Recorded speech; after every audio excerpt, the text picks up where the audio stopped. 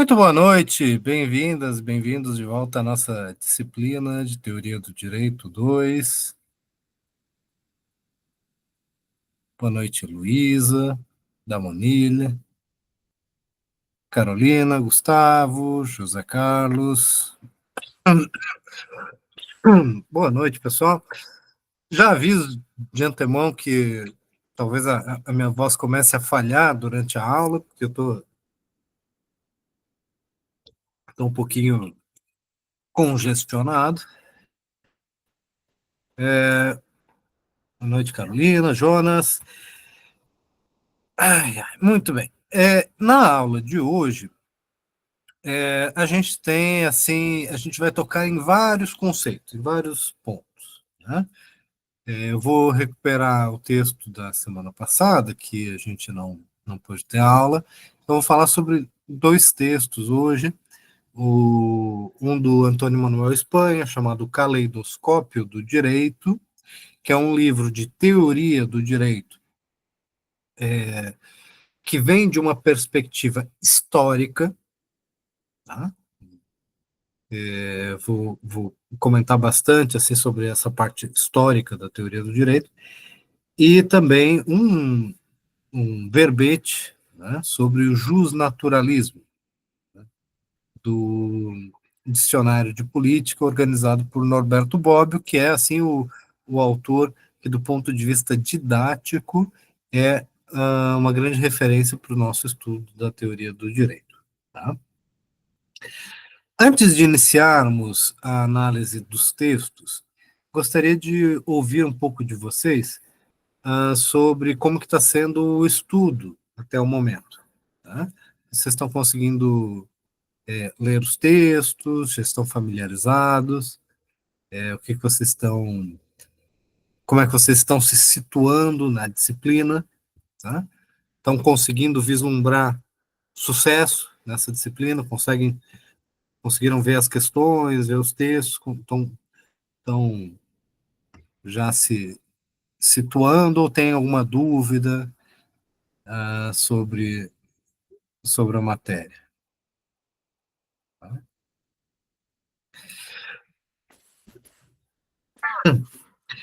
Rafael, como é que tá?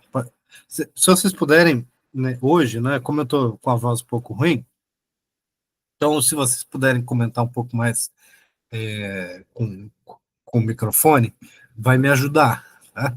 Vai me ajudar para não forçar tanto aqui a voz. Professor, dá para escutar? Sim, pode falar. Pronto.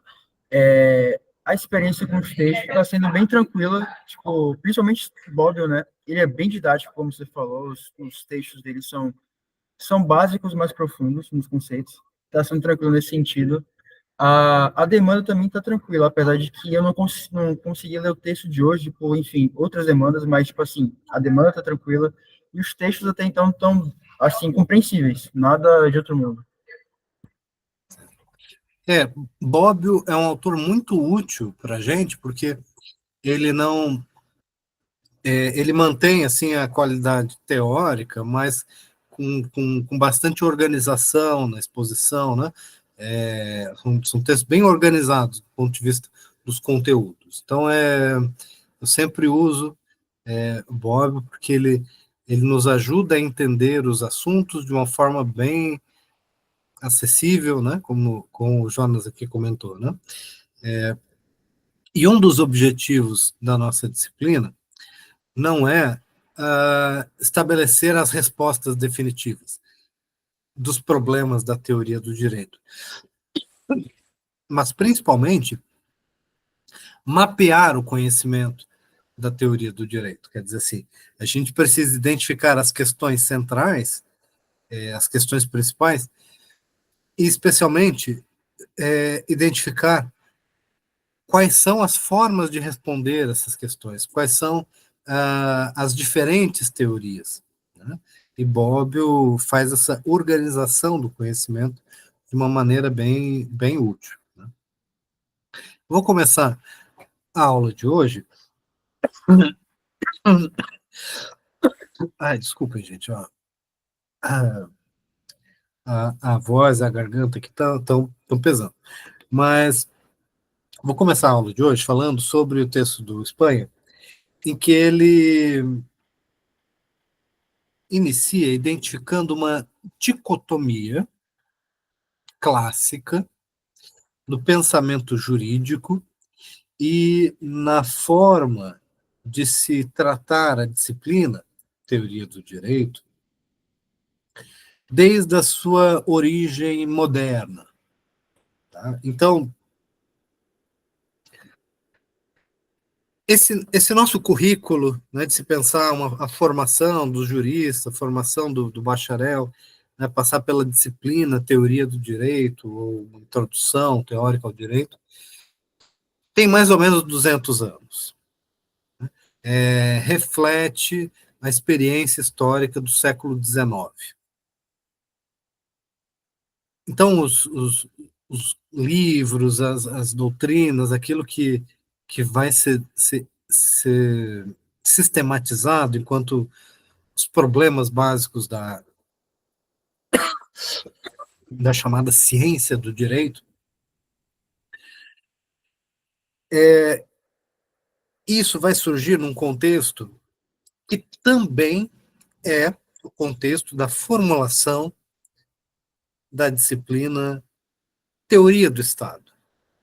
Ou, como a gente também identifica, né, lá no século XIX e no século XX, a ideia de uma ciência do Estado. Então, ao mesmo tempo que está se desenvolvendo uma disciplina chamada teoria do direito, ou uma ciência do direito, é o mesmo período em que está se desenvolvendo uma teoria do Estado ou ciência do Estado.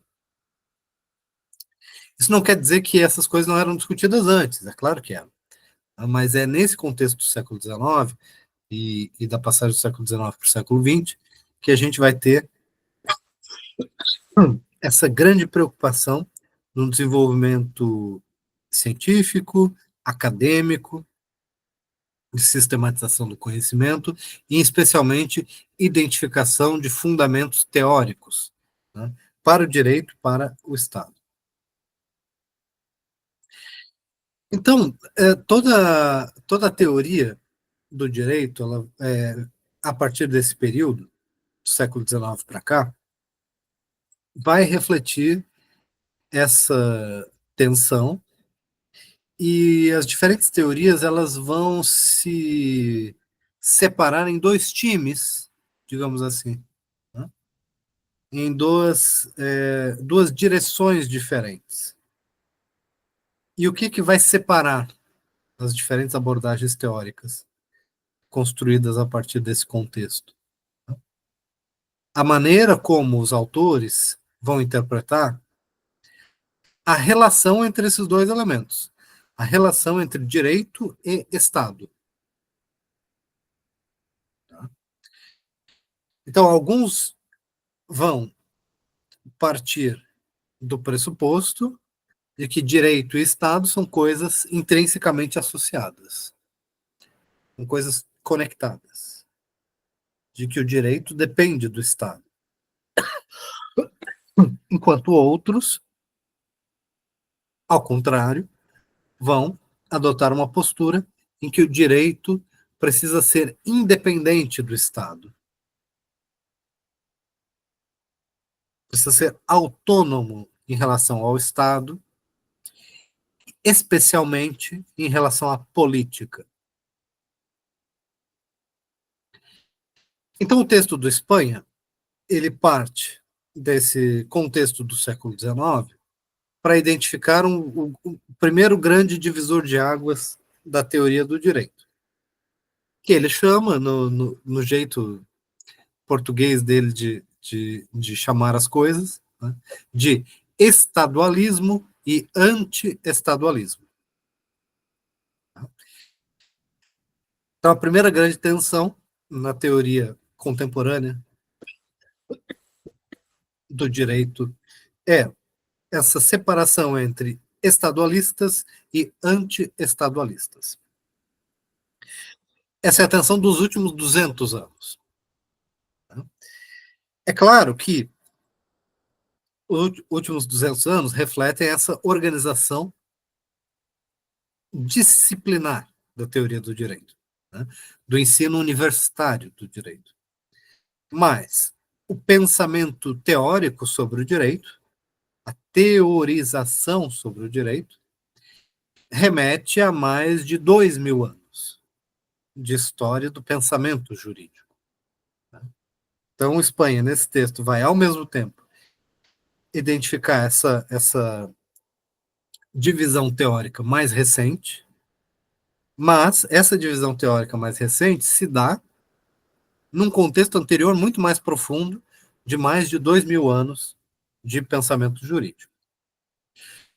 Isso porque essa divisão mais recente, entre estadualismo e anti-estadualismo, presume uma história do direito ocidental que se reconhece como herdeira de uma tradição jurídica desenvolvida na antiguidade clássica, no mundo mediterrâneo, daquilo que a gente pode identificar como o Império Romano, e especialmente o direito romano enquanto um campo do conhecimento. Então, esses são dois graus de contexto. Primeiro, do século XIX, que está preocupado com a relação entre direito e Estado, e o contexto mais profundo, né, sobre a herança do direito romano. Tá? Primeiro ponto, sobre a relação entre direito e Estado. O que a gente pode entender como uma abordagem estadualista na teoria do direito? E aí eu vou dizer o seguinte: provavelmente, né, vocês estão mais familiarizados em analisar essa relação entre direito e Estado na perspectiva da teoria política, ou da ciência política, a gente pode também usar esse termo, né? Porque eu acredito que vocês já tiveram a disciplina ciência política, não é verdade?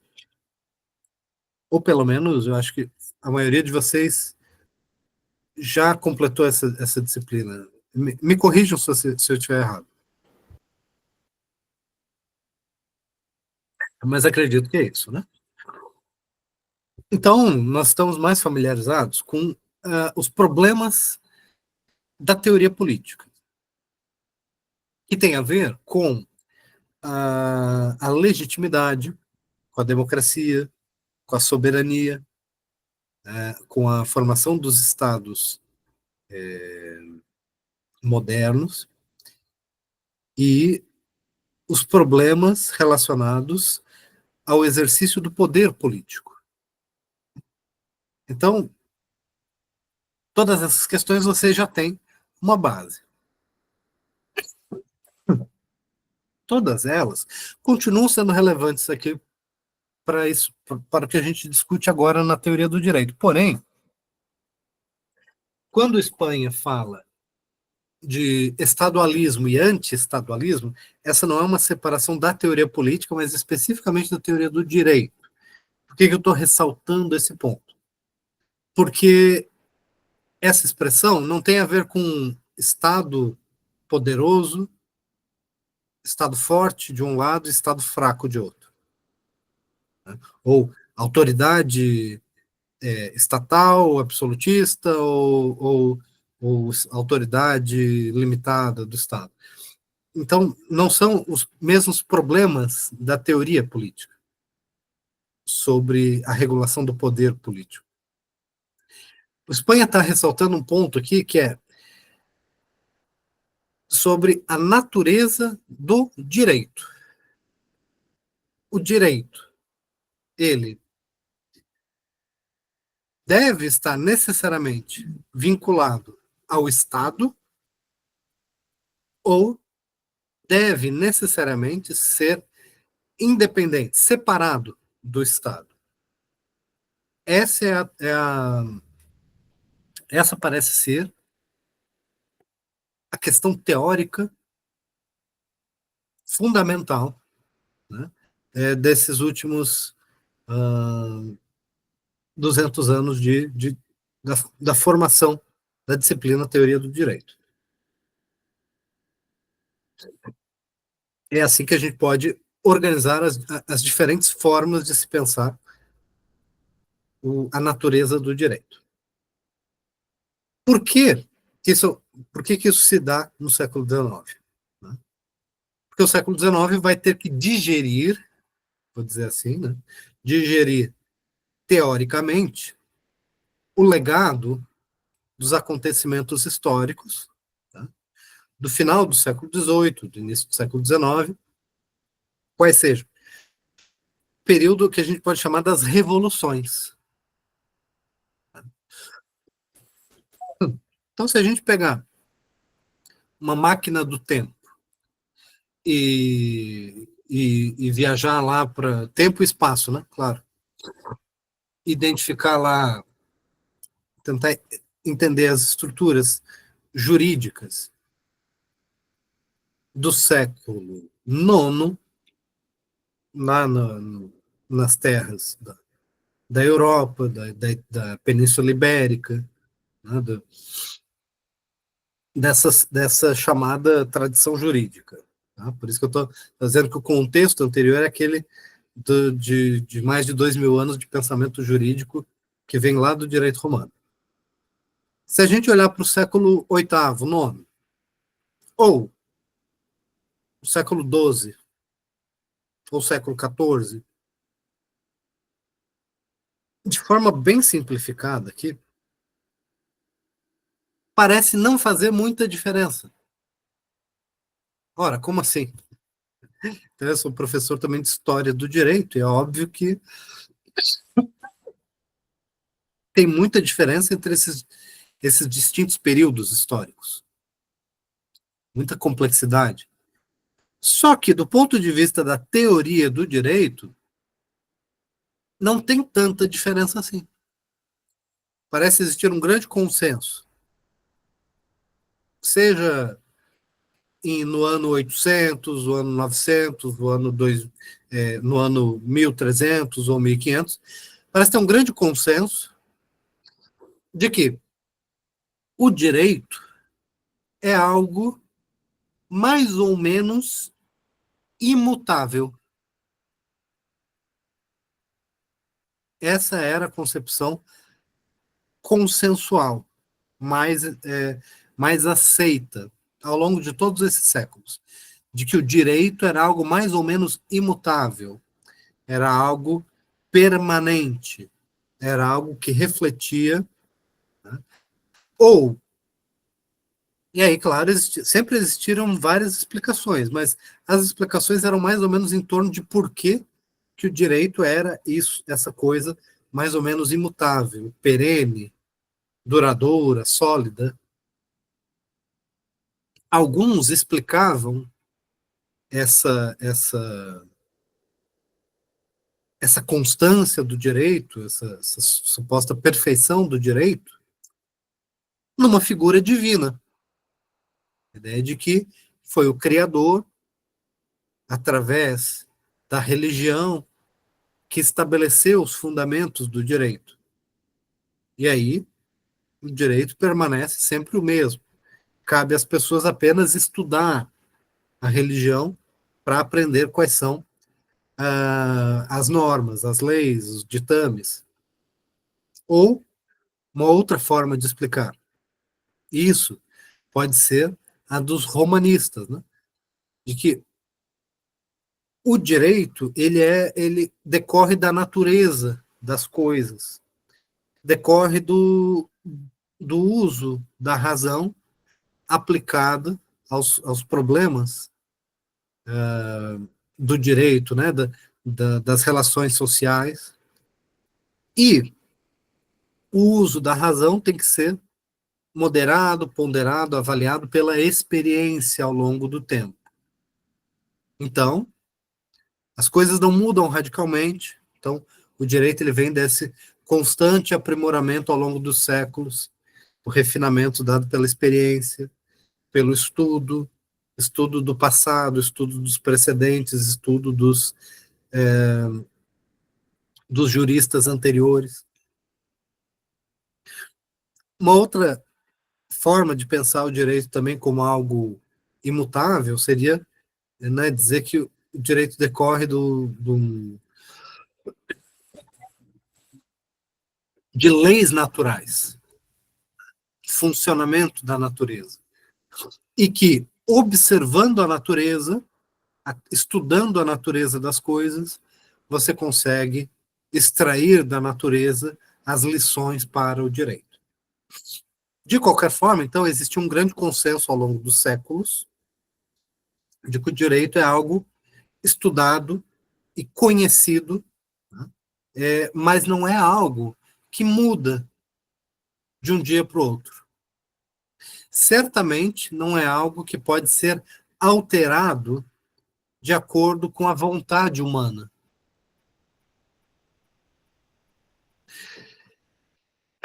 E aí, pegando o que você já conhece sobre a teoria política, né, e voltando lá à Idade Média, né, qual é que é a estrutura social que vocês conseguem imaginar da sociedade medieval? Né?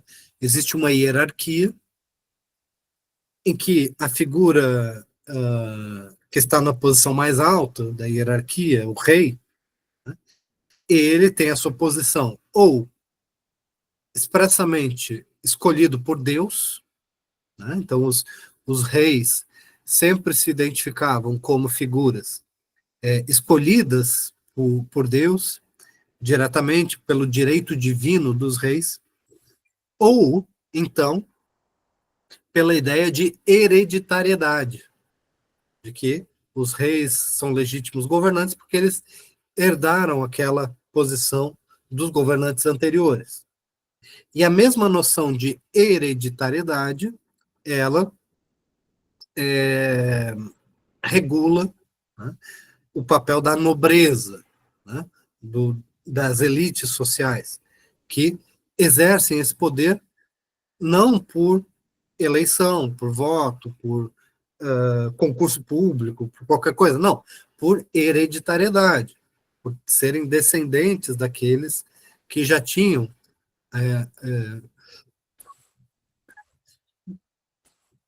desculpem, que já estavam estabelecidos. Então, a ideia da continuidade é muito importante, tá, no pensamento medieval. E isso se transparece também, eu já vou passar a palavra para o José, tá? Mas isso transparece também no direito. O direito também é visto não como algo feito no momento, mas o direito é visto como algo herdado. Não é algo criado agora, mas é algo herdado do passado. De um passado que remete lá à história dos romanos. Então, os romanos começaram a pensar e teorizar sobre o direito, e o conhecimento jurídico foi sendo acumulado, refinado, processado por vários pensadores, e aí o direito é alguma coisa herdada do passado. Tá? Essa é a concepção dominante antes das revoluções. Aí eu vou falar mais sobre a mudança do pensamento jurídico após as revoluções. Diga, José. Pode falar. Boa noite, professor. Tudo bom? Eu Tudo. gostei muito dessa colocação do senhor sobre a questão do direito e, na verdade, do passado, né? Como que era, na verdade, os reis, a constituição dos reis. Pela misericórdia de Deus, eu sou sacerdote, né? Eu sou pastor, e pelo conhecimento que eu tenho da palavra de Deus,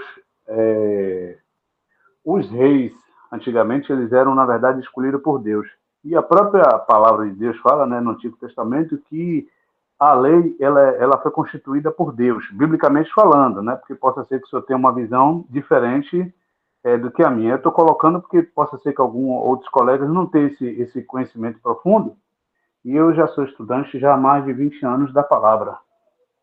Então, assim, biblicamente falando, a palavra de Deus fala que a justiça ela é constituída por Deus. Antigamente, quando Deus mandou com que Abraão saísse da terra de Ur dos caldeus para peregrinar numa terra onde ele iria mostrar para o povo, então, na verdade, Abraão ele foi como se fosse um rei naquela época para poder levantar uma nação, que através de Abraão viria a ser outras nações constituídas, como veio Isaac, Ismael e por aí, e Deus mandou com que Abraão contasse as estrelas dos céus e que iria levantar a descendência, então por aí veio as gerações e foi constituído os juízes, né, os profetas, as pessoas que foram constituídas por Deus, escolhidas por Deus desde o ventre da mãe, através da descendência de Abraão, para que pudesse governar sobre a terra. Aí, quando a gente para observar, no período em que o povo de Israel estava aprisionado, né, na mão de Faraó, no Egito, a gente observa que Deus ele levantou um rei, que na verdade Moisés ele foi como se fosse um juiz levantado por Deus para libertar o povo da mão de Faraó. E eu acredito que o senhor deve ter esse conhecimento também. Então, assim, e aí, se a gente parar para observar, né, na visão do que o senhor está falando sobre a questão do direito, o fardo para Abraão, eu estou sendo resumido para poder não estender, não tomar o tempo do senhor. O fardo de que Moisés ele carregou foi tão grande que Deus mandou com que Moisés ele foi consultar o sacerdote, né? E aí o sacerdote orientou com que ele levantasse outros juízes para poder ajudar ele a julgar a situação do povo. Por quê? Porque era muito desgastante para Moisés, além de ele conduzir aquela mais de 600 mil pessoas no deserto, resolver as causas de cada uma, porque onde existem pessoas, existem os direitos, existem os deveres, né? Trouxe a questão de que o fardo para ele estava pesado, ele foi consultar o sacerdote, né? Que eu me esqueci o nome do sacerdote agora no momento, eu estou tentando ser o mais breve possível, e aí Moisés levantou os juízes, né, os sacerdotes de cada tribo, ele escolheu um para poder ajudar a julgar as questões mais simples, as questões mais que possivelmente poderia ser feita de uma forma que não pudesse consultar a ele. Moisés, na verdade, ficava mais com as causas mais complicadas e difíceis. É como se Moisés fosse, na verdade, o juiz né, do povo, para que pudesse julgar o povo. Tanto é que quando o povo eles transgredia a lei de Deus, aí Deus mandava Moisés subir ao monte, Moisés ia orar, para que Deus tivesse misericórdia e perdoasse a iniquidade do povo, e Deus aí descia uma determinada advertência para que o povo pudesse se santificar, se purificar, enfim. Então, pela linha de raciocínio que o senhor está falando, eu gostei muito, porque eu estou fazendo correlação desde a saída de Abraão de Ur dos Caldeus, né? Que Abraão foi de Ur dos Caldeus, né? Quando foi construída... Então, veja como você está exemplificando aquilo que eu mencionei.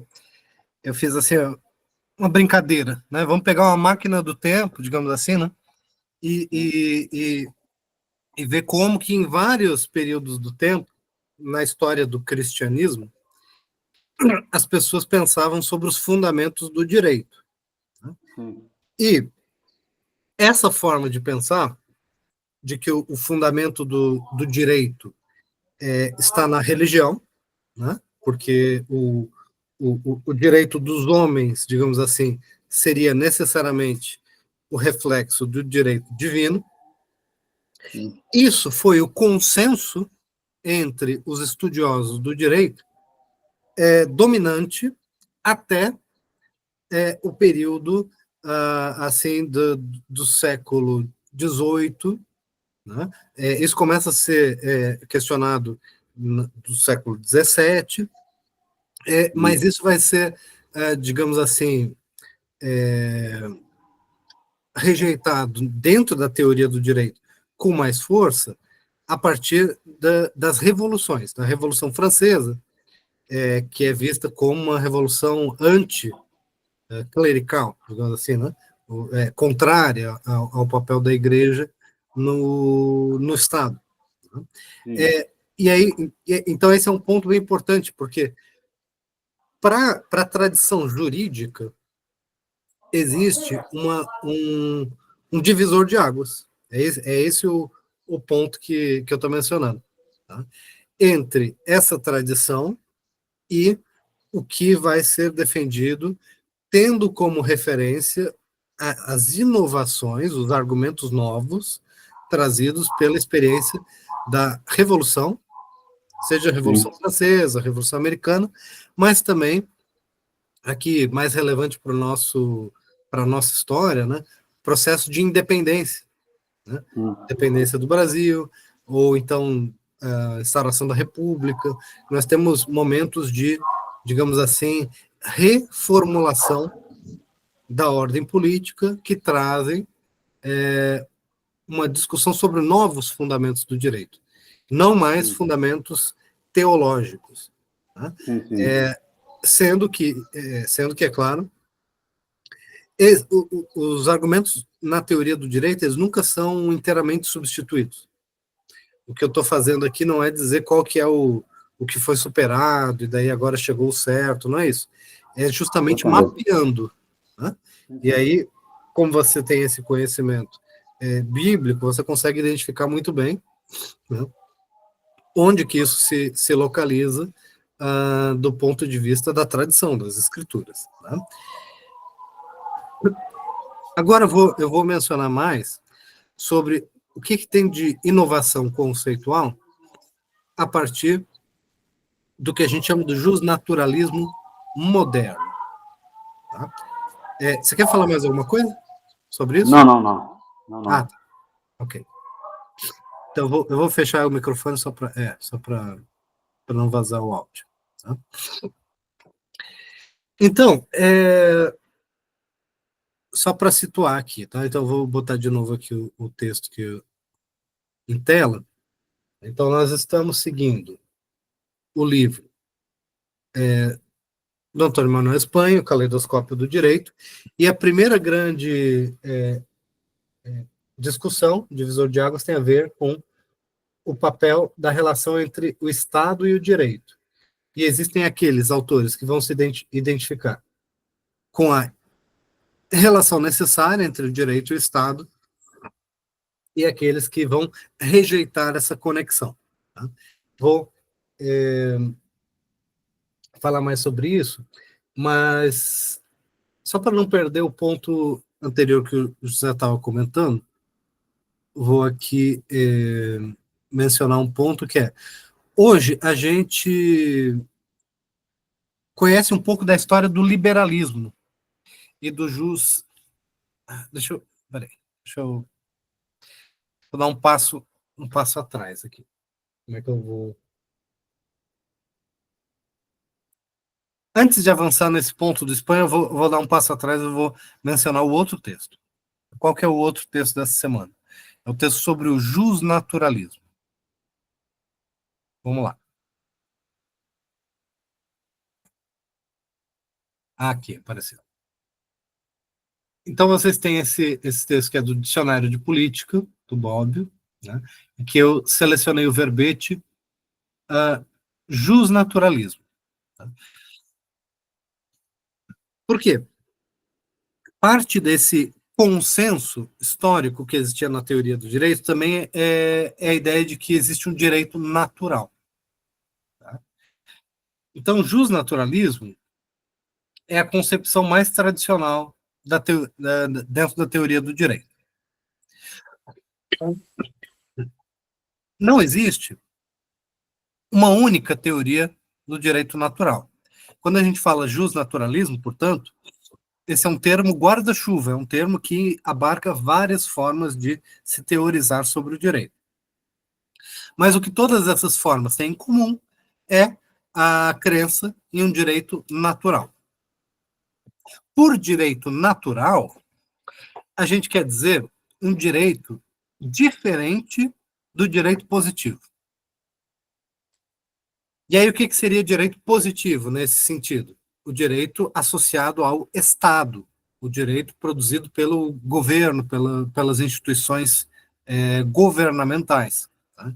Então, o direito positivo, talvez mais fácil de identificar, né, é aquele que decorre do Estado ou do governo. Enquanto que o direito natural decorre da, e aí eu vou usar aqui, ó, entre aspas, natureza. Porque o que é essa natureza é o que vai separar vários autores que podem ser identificados como justnaturalistas. Tá? Mas aqui o termo natureza ele pode ter vários significados diferentes. O que todo justnaturalista tem em comum é a ideia de que existe um direito natural que é diverso, ó, diferente do direito positivo, e, isso é muito importante, que ele tem validade em si. A sua validade não depende do Estado. Tá? Então, a gente pode fazer essa conexão, então. Né?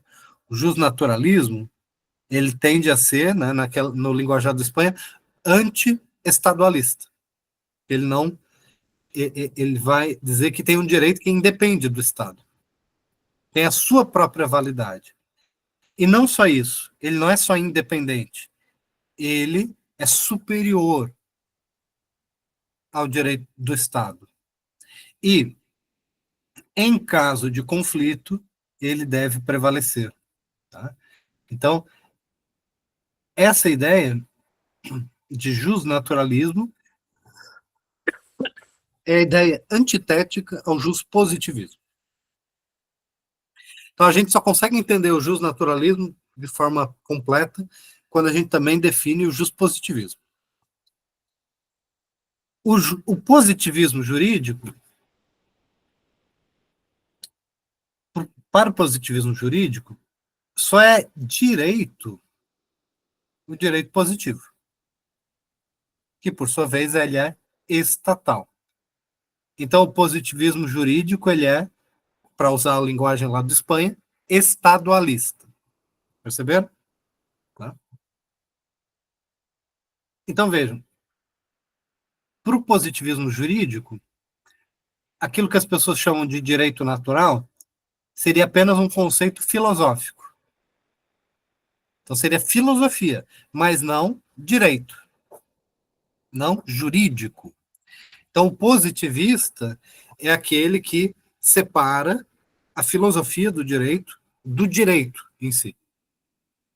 Tá?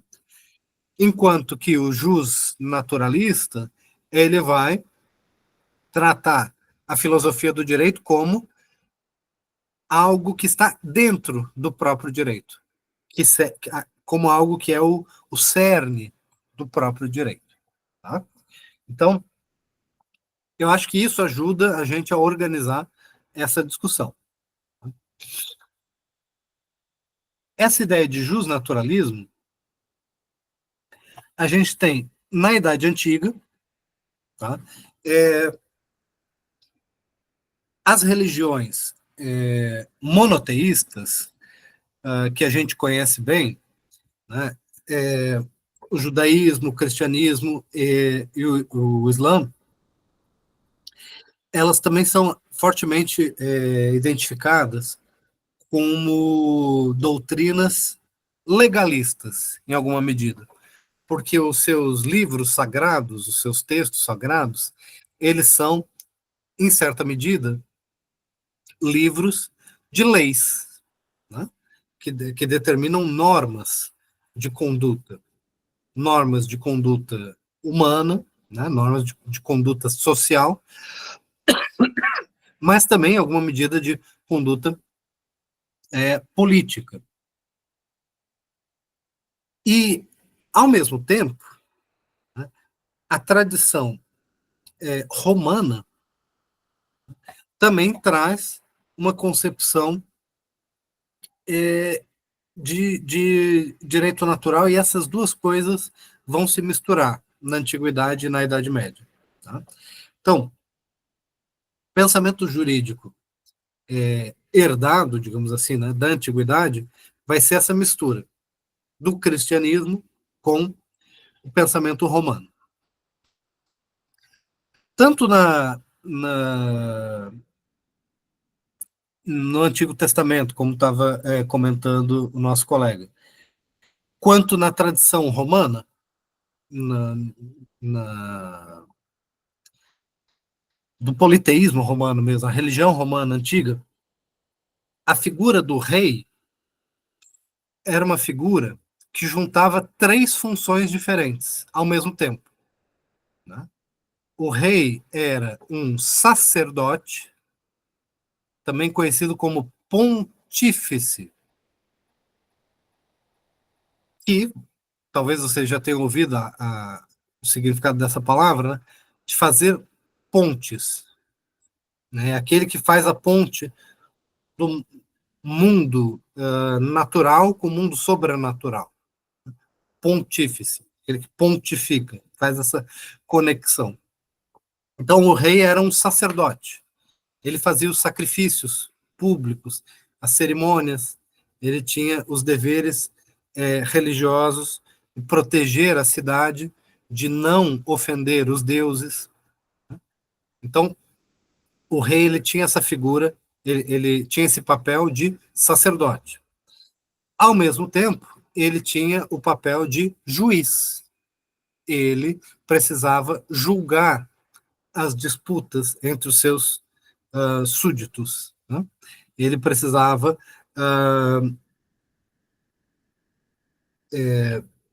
ditar, né, as leis, né, mas não da sua própria vontade, mas ditar as leis de acordo com as tradições. Ele precisava dizer o direito no caso concreto. Então, a sua segunda função, além de sacerdote, era de juiz. Ele era o sacerdote supremo, ele era o juiz supremo, e a terceira função é a de líder militar, guerreiro. Então, o rei, no final das contas, era quem defendia a cidade, quem defendia o seu povo, que liderava o seu povo na guerra. Então, ele era sacerdote, ele era juiz, ele era guerreiro. Isso serve tanto para a figura, primeiro, dos reis romanos antigos, na religião politeísta. Isso serve para os cônsules e depois os imperadores romanos, que tinham essa mesma característica. Eles julgavam, eles faziam os sacrifícios, as cerimônias religiosas, e eles também eram líderes militares. Mas isso também serve para essas figuras bíblicas, né? Então, essas figuras também têm essas três características, de ser sacerdotes, de serem juízes e serem também, quando necessário, guerreiros, né? Defensores, né? Líderes do seu povo.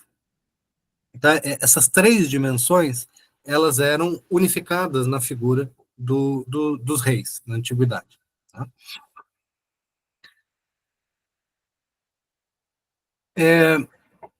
Do ponto de vista da filosofia ou da teoria do direito, na antiguidade, nós temos autores como Cícero, que reflete bastante a filosofia grega, a influência de Platão, também de Aristóteles.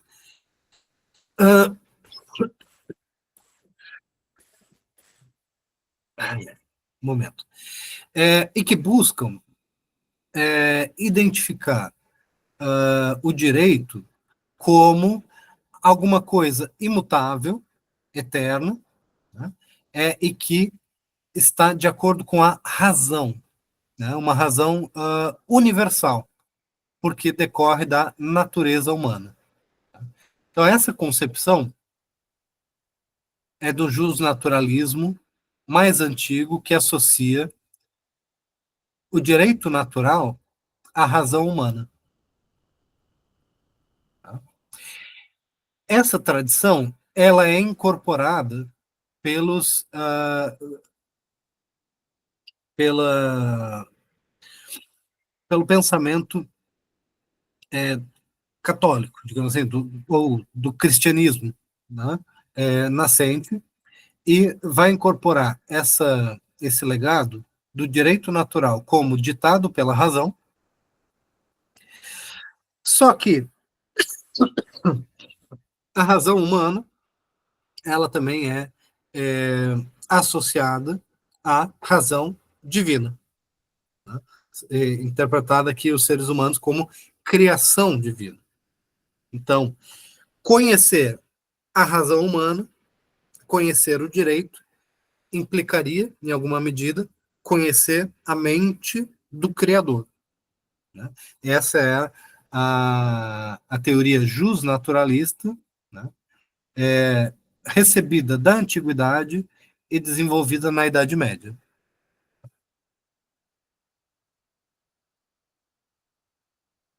Então, nós temos aqui o pensamento jurídico medieval, ele aceita de forma básica, consensual, o justnaturalismo.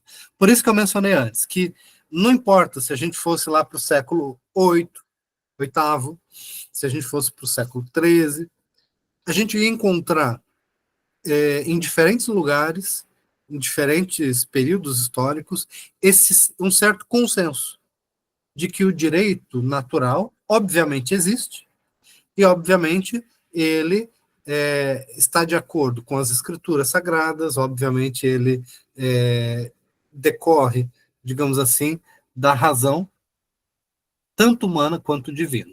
Tá? O que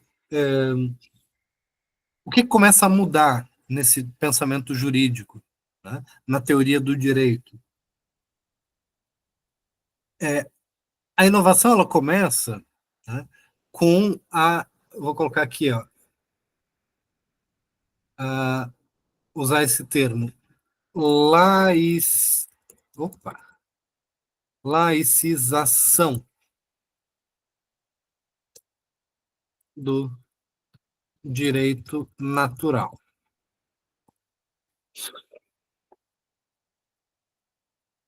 Porque uma coisa que a gente não pode esquecer, né? Na Idade Média, né, na tradição jurídico-político-católica da Idade Média, é a ideia de unidade da religião, né, de hegemonia. Então, é diferente, né, hoje da experiência contemporânea do protestantismo. A experiência medieval, ela não aceita a ideia de pluralidade religiosa. Tá? Então, dentro desse paradigma medieval, só é possível uma única religião verdadeira, e se a religião é a base das leis, é a base das instituições, se você pertence à religião errada, as suas leis, as suas instituições não valem nada. E é só a religião certa que tem as leis e as instituições certas. O que gera uma situação muito complicada, que é a seguinte situação. Né? Isso pode ser exemplificado historicamente com o início do protestantismo, com uma discussão teórica sobre a legitimidade, né, do regicídio. Né? O que é o regicídio? Né? O assassinato dos reis. Né? Então, começa a ser discutido ali no século XVI uma questão jurídica e teológica importante, que é a seguinte: eu, digamos assim, um bom cristão, devo obediência aos reis, não é verdade? Sim, é verdade, porque os reis são escolhidos por Deus. Assim diz a fé católica. Mas e se o rei mudar a religião? E agora ele não é mais católico, agora ele é protestante, agora ele é luterano, agora ele é calvinista, agora ele é anglicano. Será que eu, se quero seguir os ditames, né, da religião católica, não tenho o direito de me rebelar contra esses reis? Será que se eu matar o rei, eu não estou, digamos assim, defendendo a verdadeira religião? percebam o problema político e também teórico trazido pela reforma protestante. Né? E não tanto pela reforma, porque a religião católica antes já havia sido questionada por vários outros movimentos, só porque os movimentos anteriores tinham sido suprimidos, né, violentamente. E o que tem de novo no protestantismo, né, moderno é o fato de que ninguém consegue, mesmo depois de um século de matança e de guerra civil, ninguém consegue dominar completamente agora com uma religião só. Tá? Então, essa é a história do século XVI na Europa, né?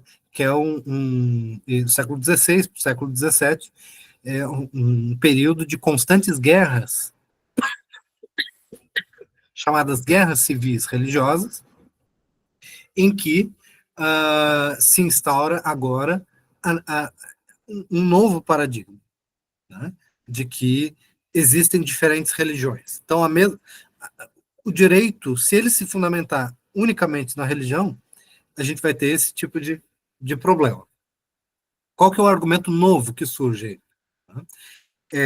E o pai, digamos assim, dessa nova forma de argumentar, identificado como Hugo Grotius, que é um jurista um jurista holandês, que vem da tradição romanista, mas ele é um autor também do contexto humanista, né, de uma filosofia de resgate das fontes clássicas, mas uma forma nova de argumentar, e ele vai argumentar que o direito é algo que deve ser pensado como racional, né, mas que essa razão, né, seria independente da religião, independente das escrituras, independente do cristianismo. Se vocês lerem o livro o Direito da Guerra e da Paz, tem 2 volumes bem grandes, tem em português, é acessível, né? É um livro bem erudito, bem interessante. Ele passa vários capítulos apontando a coerência dos seus argumentos com as escrituras. Mas, ao mesmo tempo, ele diz assim, é coerente com as escrituras, mas não precisava ser. Porque o argumento dele é assim, as escrituras estão de acordo com a razão. Mas a gente não precisa das escrituras para conhecer o direito natural, a gente só precisa da razão. Então, esse é um argumento que não parece destoar tanto da linha anterior de argumentar, mas ele é revolucionário porque ele permite a laicização do direito natural e ele permite resolver o problema da pluralidade de religiões. Então, o direito natural moderno, ele é um direito que passa por esse processo de laicização, que hoje a gente toma como, assim, meio lógico, tá? Mas não era. Tá? Uma grande referência para isso é o trabalho de John Locke, que é muito famoso, que ele é um dos pais do liberalismo político.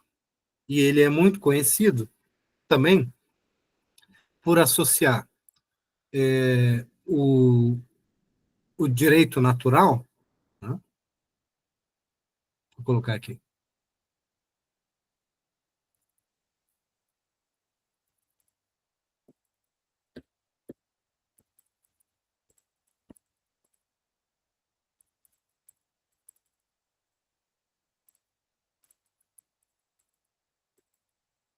Bom.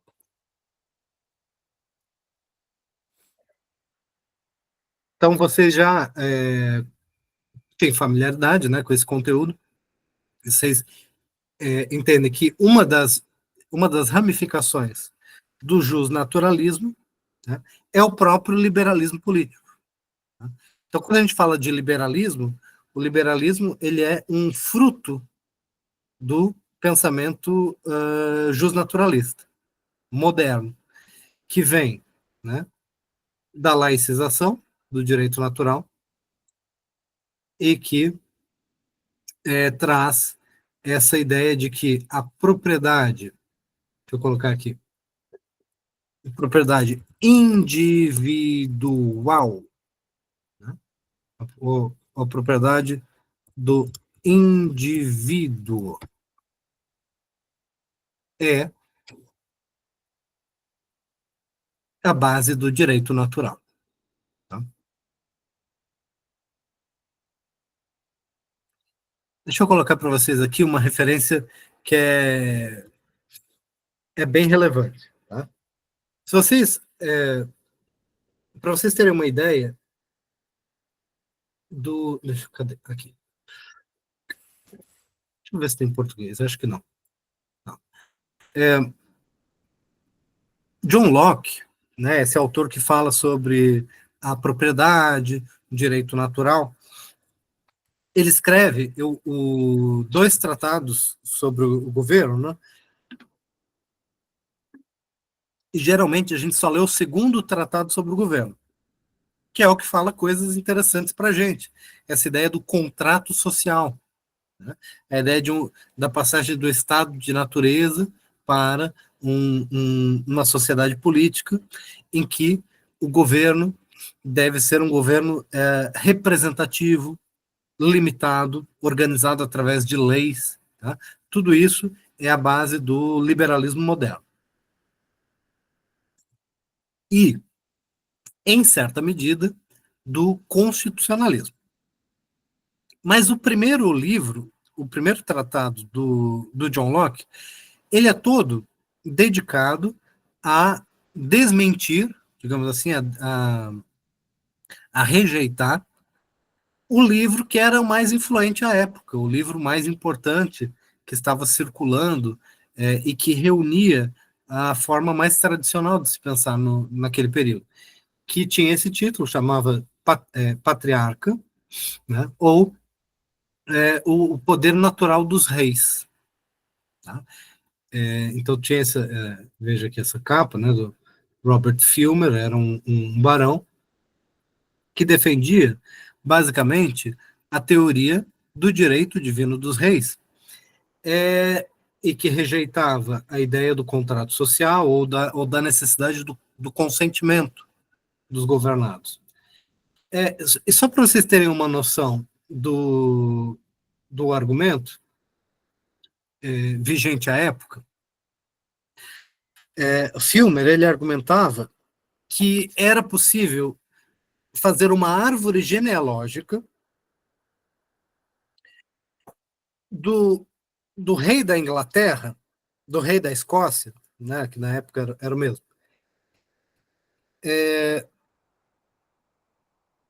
que você poderia traçar uma árvore genealógica dos reis da época dele, de 1680, até Abraão.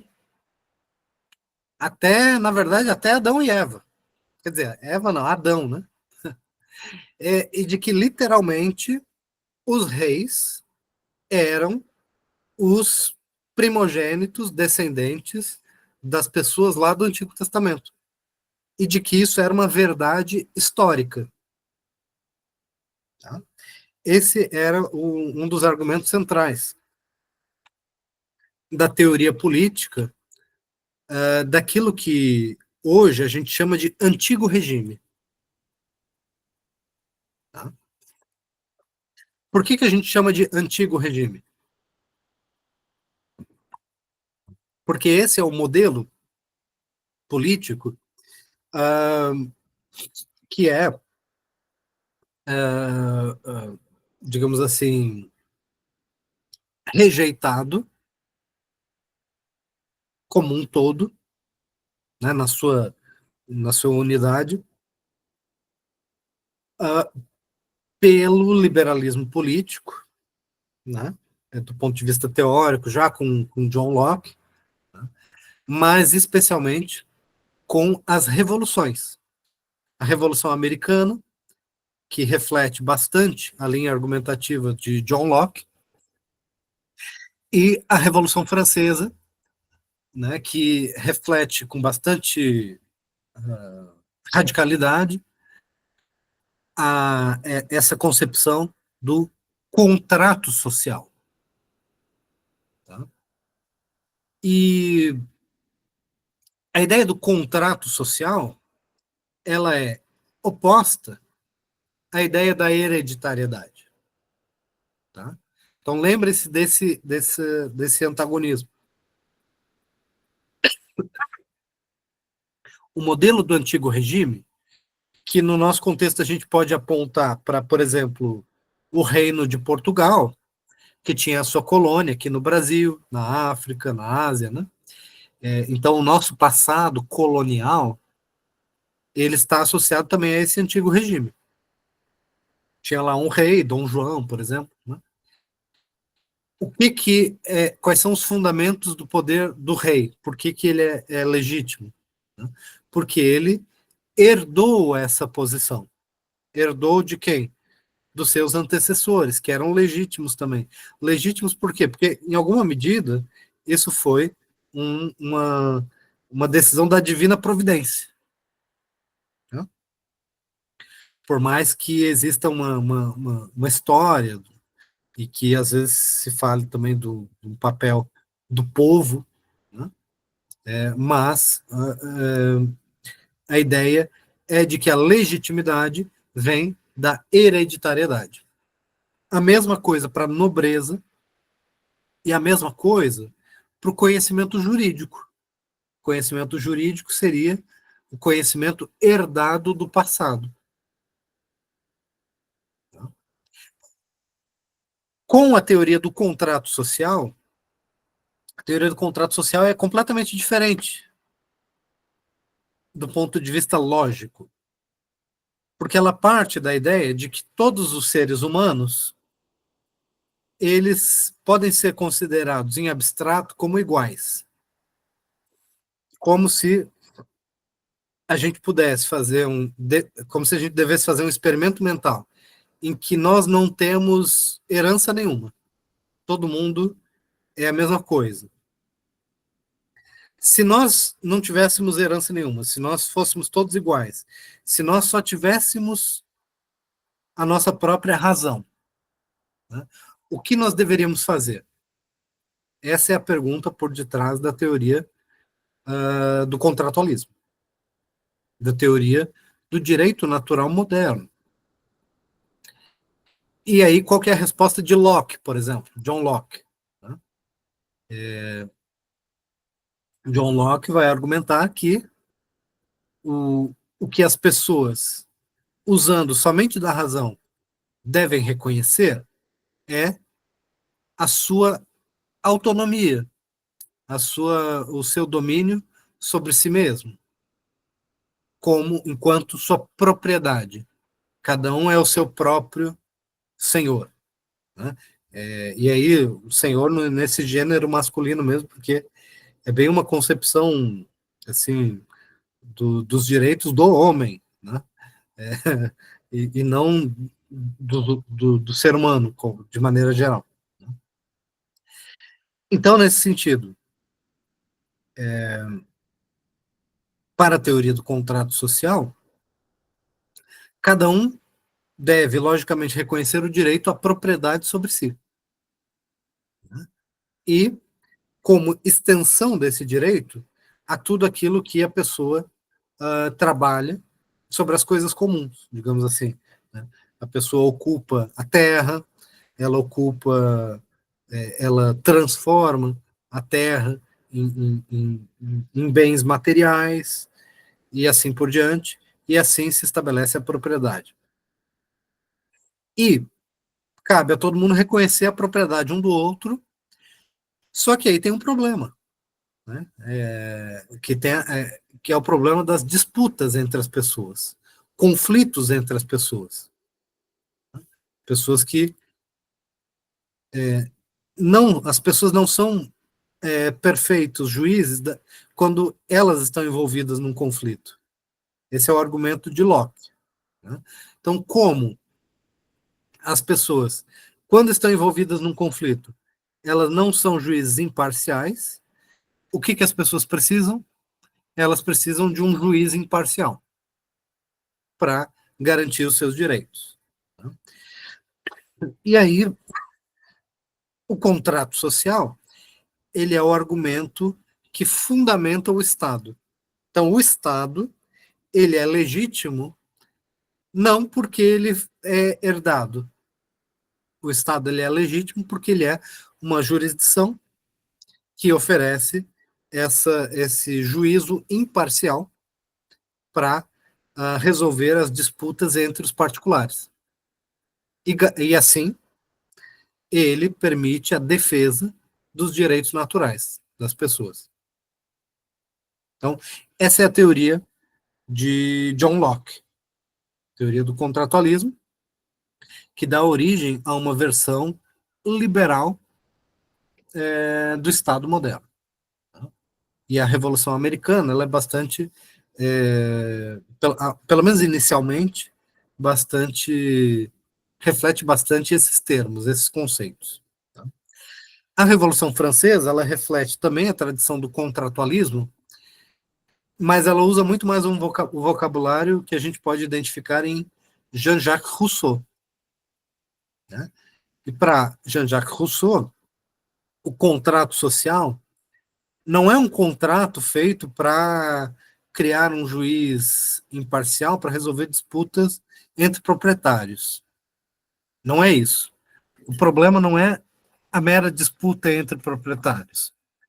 O problema é a servidão, a possibilidade de um dominar o outro. Tá? Então, Jean-Jacques Rousseau inicia o seu livro Contrato Social com uma discussão sobre, não tanto sobre a propriedade, mas sobre a escravidão e como, ao longo da história, uns dominam os outros. E esse é o maior problema. O maior problema é a dominação de um sobre o outro, enquanto que o que os seres humanos realmente querem é ser livres. É a liberdade. E aí o argumento de Rousseau vai ser que a verdadeira liberdade só será possível uma vez estabelecido um Estado soberano, que garanta a igualdade de todos, sob as mesmas leis. E aí nós temos uma teoria do contrato social que ela que ela identifica o papel do Estado como um Estado que representa a vontade geral, né? E, portanto, o poder do povo, o poder democrático. Vejam, né? Isso aí já é diferente do liberalismo. O liberalismo já está preocupado com limites ao poder do Estado para proteger a propriedade, enquanto que na versão de Rousseau do contrato social, a liberdade ela tem que ser estabelecida, né, pelo poder estatal. O poder estatal é que garante que todos serão livres, que um não vai dominar o outro. De qualquer forma, eu estou ilustrando aqui diferentes versões do justnaturalismo, que é essa forma de pensar o direito como fundamentalmente algo extraído da razão.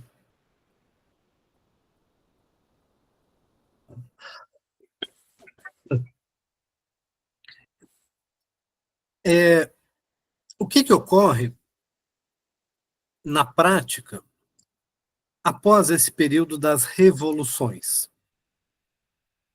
Uma das coisas novas, uma das inovações trazidas por esse período posterior às revoluções, e que caracteriza todo o século XIX, é a ascensão da figura do legislador.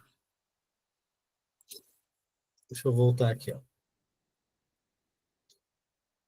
Então, a inovação do século XIX é o parlamento, né?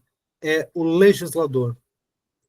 É a ideia de que partidos políticos, a opinião pública, a democracia, né, em alguma medida, né, com todas as suas limitações, voto censitário, exclusão das mulheres, né, convivência com profundas desigualdades econômicas. No caso brasileiro, nós temos parlamento, nós temos partidos políticos, opinião pública, imprensa, ao mesmo tempo que nós temos um regime escravocrata. Então, esse argumento da democracia sempre foi profundamente limitado. Porém, ele é um argumento novo se comparado ao antigo regime, aquele dos reis absolutistas e aquele que via o direito como algo imutável. Por quê? Porque agora o parlamento, o que o parlamento pode fazer? Vou colocar aqui. O parlamento ele pode inovar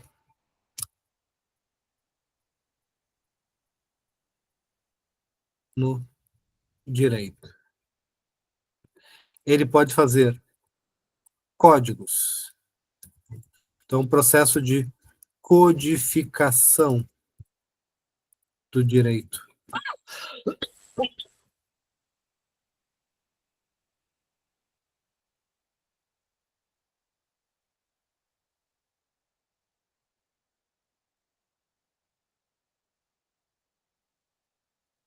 Ele pode inovar, ele pode alterar, ele pode mudar o direito. Então, isso é relativamente novo do ponto de vista teórico. Lembrando que eu estava mencionando antes,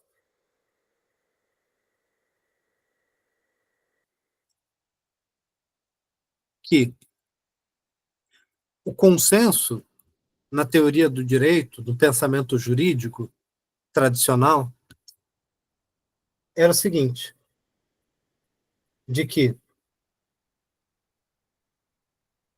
segundo a tradição jurídica, os conceitos jurídicos decorrem de coisas que não podem ser alteradas pela mera vontade das pessoas. Que coisas são essas que não podem ser alteradas? Né? Aí você pode ter várias concepções, todas elas anti-estadualistas. Então, se eu disser que o direito é baseado na vontade de Deus ou em uma religião específica, a vontade das pessoas, dos deputados, dos senadores, dos eleitores, de um plebiscito, não pode alterar a vontade de Deus, né? Ou os ditames da religião.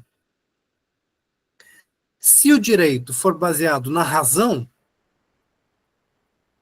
as eleições, a votação do Congresso não pode alterar a razão. Se o direito for baseado na natureza das coisas, como é que uma mudança no direito, no Código Civil ou na Constituição, pode alterar a natureza da família? Pode alterar a natureza da propriedade? Não pode. Né? Ou então, o direito como histórico. Né?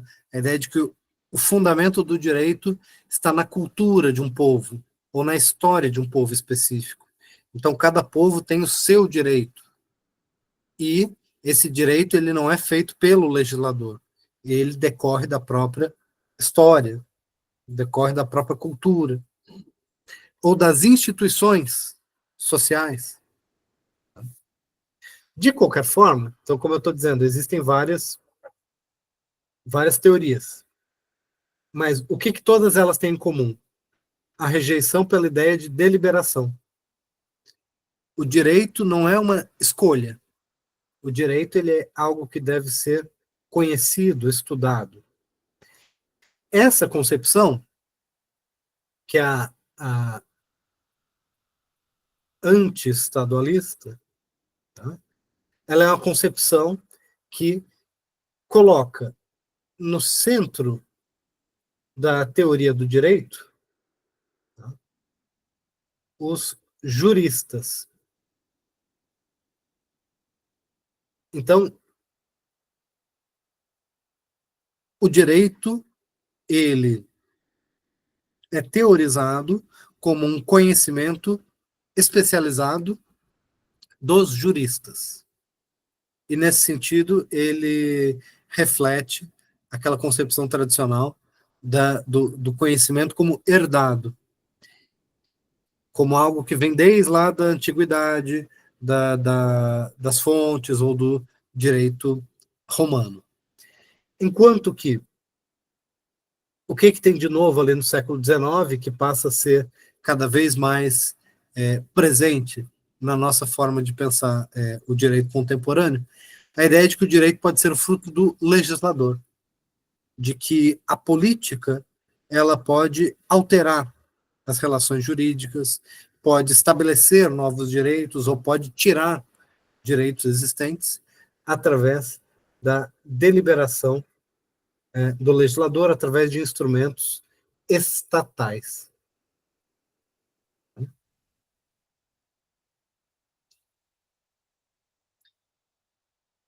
Conseguiram entender o que o Espanha quer dizer com estadualismo e anti-estadualismo? Dúvidas sobre isso?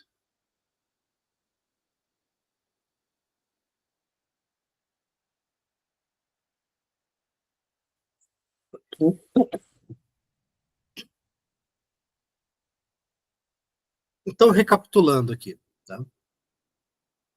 Uma abordagem estadualista é aquela que vai identificar o direito como dependente do Estado, o direito como algo que pode ser moldado pela política. Moldado pela política de que forma? Ou por ser criação do Estado, a gente pode identificar o direito como leis, decretos, códigos. Então, assim, o direito como direito positivo, né? Ou o direito como reflexo da soberania. Então, a ideia de uma ordem jurídica unificada, tá? O direito do Brasil, o direito de um Estado soberano, né? Que é diferente do direito português. Não importa que o Brasil tenha sido colonizado por Portugal, depois se tornou independente e tudo mais, do ponto de vista do direito, o direito reflete a soberania estatal e não a história, a tradição, né? Então, nesse sentido, o direito como expressão da soberania. E, além disso, o direito entendido como resultado da vontade. A ideia de que a política pode transformar o direito. Que se as pessoas votarem, se as pessoas deliberarem, elas podem alterar o direito. Então, uma coisa que era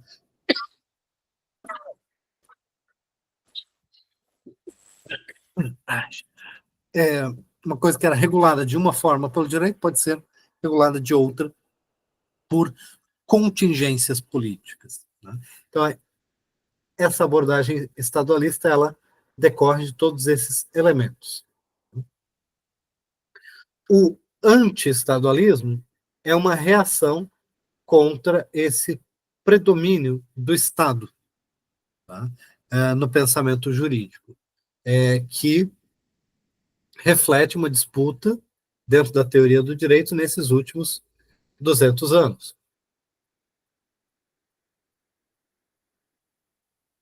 É muito comum que os autores que são contrários à vinculação do Estado com o direito denunciem o Estado como uma figura autoritária, o Estado como um ente que, de certa maneira, amarra ou oprime a sociedade. E, em contrapartida, é muito comum que se identifique a sociedade ou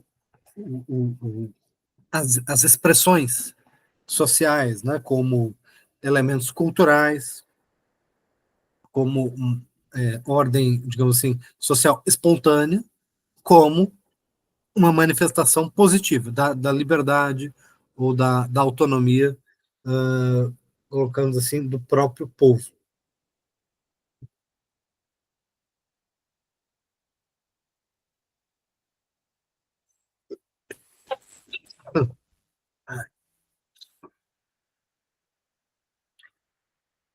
Porém, é importante que a gente mencione, né,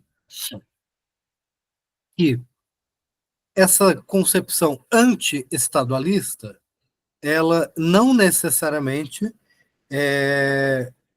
vai se identificar com uma concepção democrática de direito.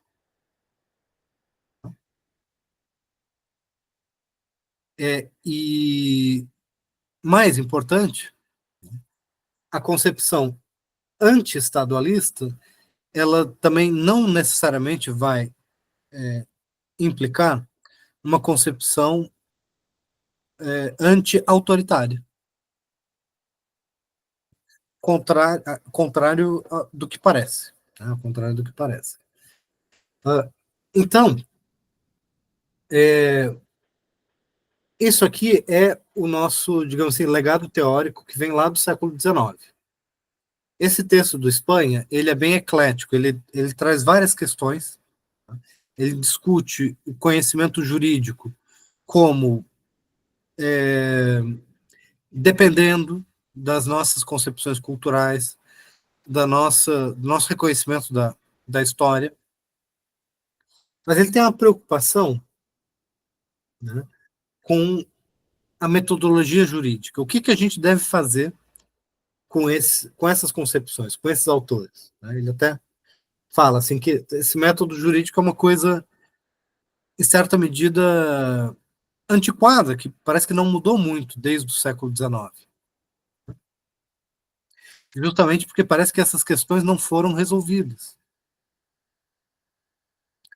Só que vejam, o que todas essas concepções anteriores, tanto estadualistas como anti-estadualistas, têm em comum? Deixa eu colocar aqui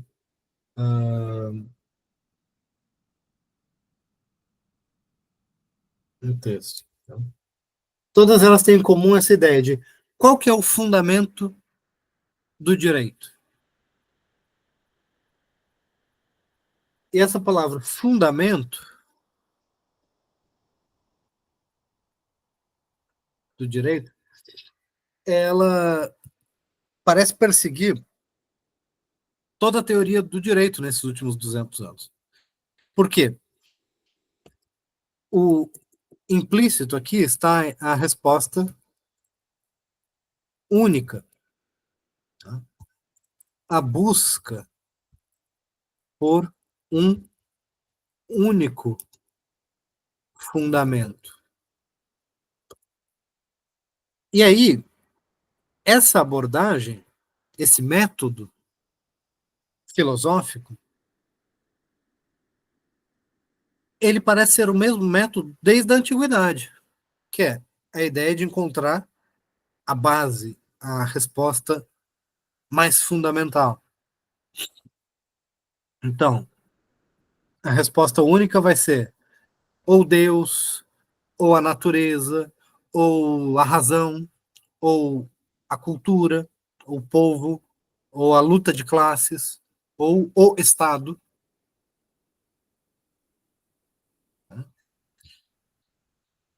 E essa ideia de uma resposta única como fundamento do direito, né? Então, por exemplo, o justnaturalismo moderno, como eu mencionei, seria o contrato social. Mas existem outras formas de pensar, né? O, vou colocar estadualismo, né? Opa.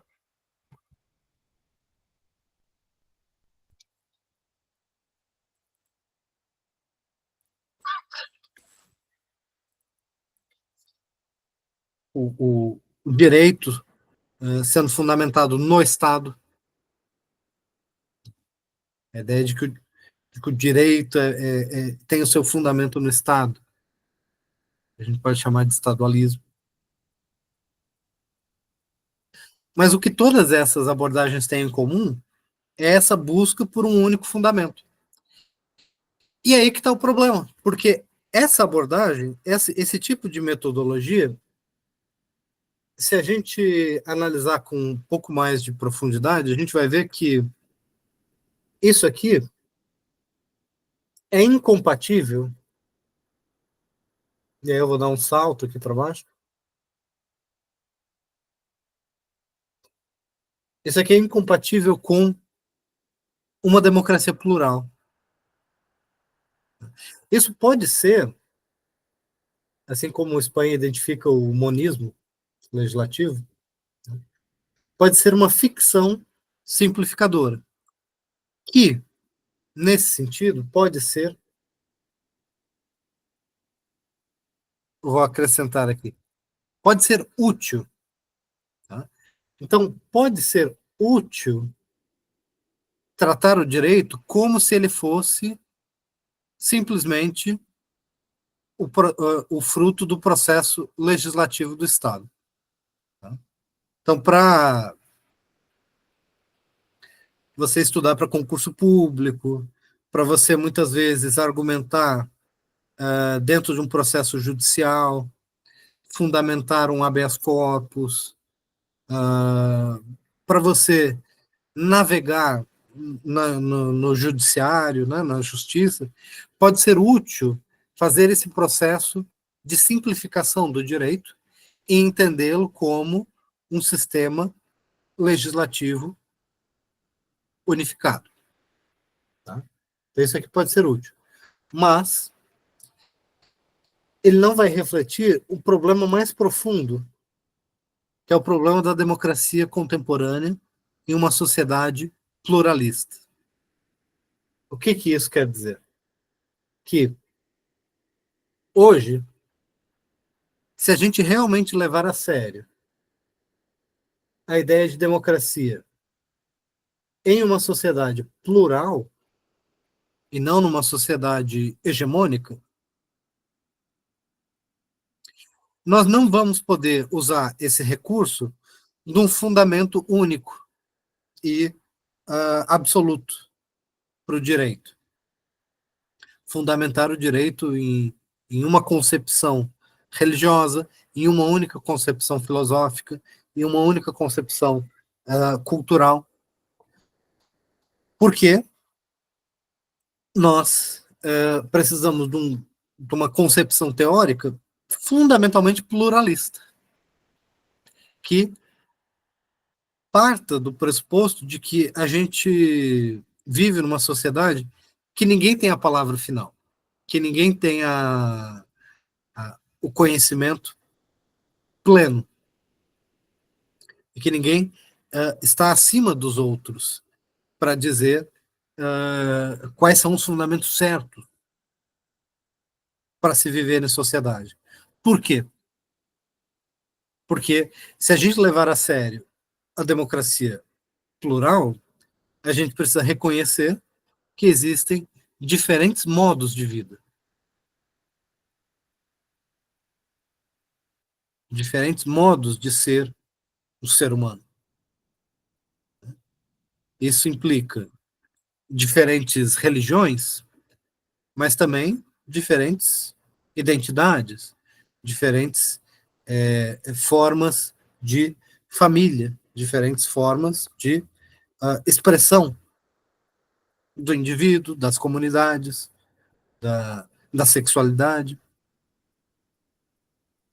mas também diferentes tradições, diferentes expressões culturais.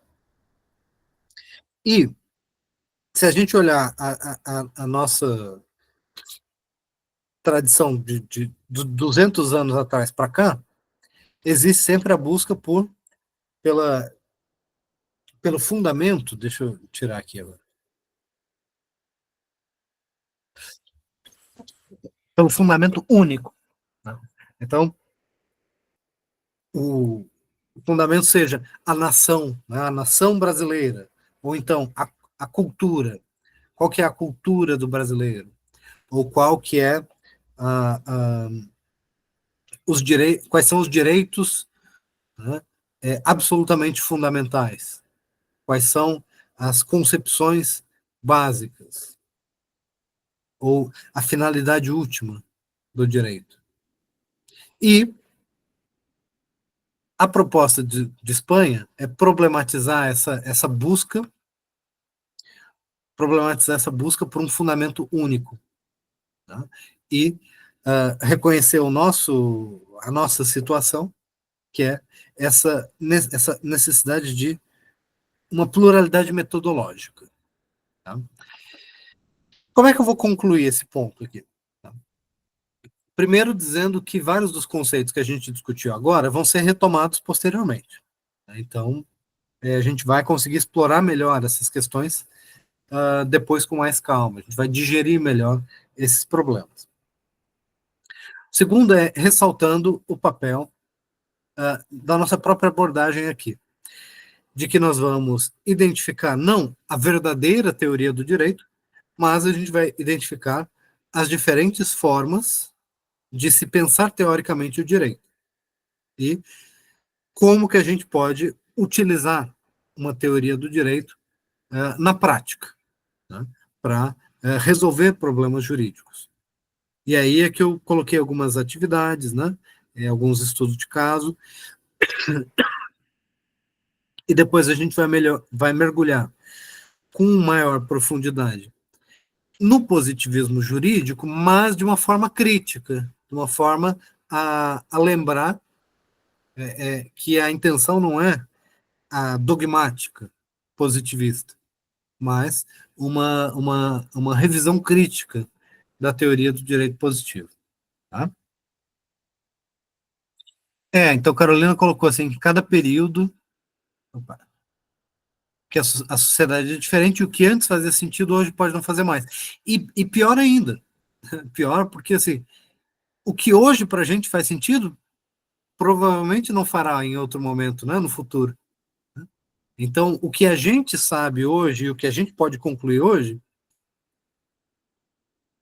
vou colocar uma coisa que há 200 anos atrás já se falava sobre isso. Thomas Jefferson colocou isso muito bem num discurso que ele diz assim: o que nos dá o direito hoje de amarrar as gerações futuras?